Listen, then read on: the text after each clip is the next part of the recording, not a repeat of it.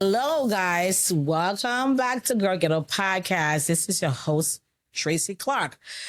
It is a blessing to be back here, guys. I think like a week ago, I talked about this topic online and people kind of, responded. So I just started to talk about it, a little more. The topic would be what sets you apart as a Christian female. What set you and I apart? Because we all, we're Christian women. We talk about God. We go on Facebook and we do posts, right? But what set us apart?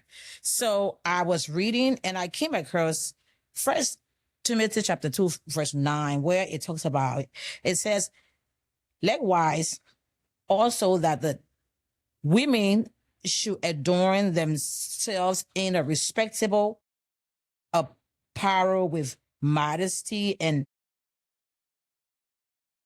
self-control, not with braided hair and gold or pearl or costly attire, but with what is proper for women who profess godliness. Did you hear that? It says women who profess. And I see a lot of us online. 1 minute we are posting. We're talking about church, but with the whole thing of surgery trending, everyone trying to fix their body, trying to fix it, I believe there's nothing wrong with that. Like I said the last time, if I was brave enough, I myself would do some, but I'm not.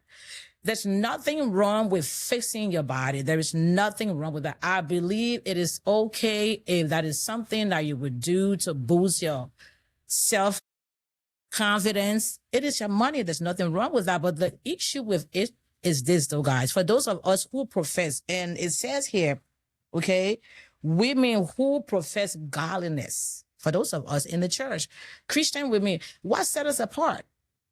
What set us apart from those women who are not in the church?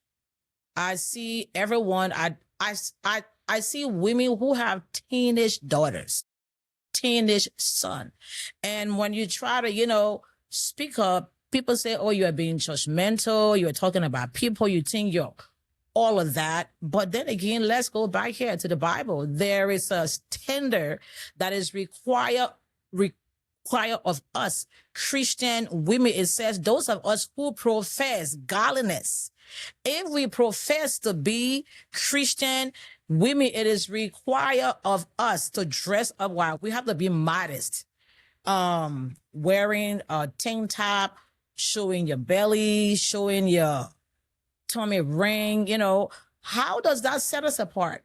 People are watching us. You are a mother. We are supposed to be role model. If you go back and read, Titus chapter 2, verses 3, all the way down, it talks about that. How we, the older women in the church, we are supposed to live for the younger people in the church to see us as role model. And a lot of us were like, and I go back to, what we just talked about. We want Boaz. And we go back to that. So all of this is tied together. So I just thought to come here and remind us, those of us in the church, we profess godliness. If you are a Christian woman, it is required of us to adorn ourselves according to biblical principles. We talk about we want to be a Proverbs 31 woman, and we talk about it every day. So I just thought really quick to wrap up this. So just list few characteristics of a Proverb 31 woman. If, of course, we profess to be Christian women, that is what we ought to be. That is the way that we are supposed to live for people around us, the young people around us, to see us and kind of, model and or emulate us. So let me just list, some characteristics that we can all, work on. I myself, there are things that I need to, work on. As I was reading, it said that what? She's industrious, meaning she works she worked. It talks about she's wise and she's compassionate. She's elegant and dignified. She is kind. She's trustworthy. She's valuable. She's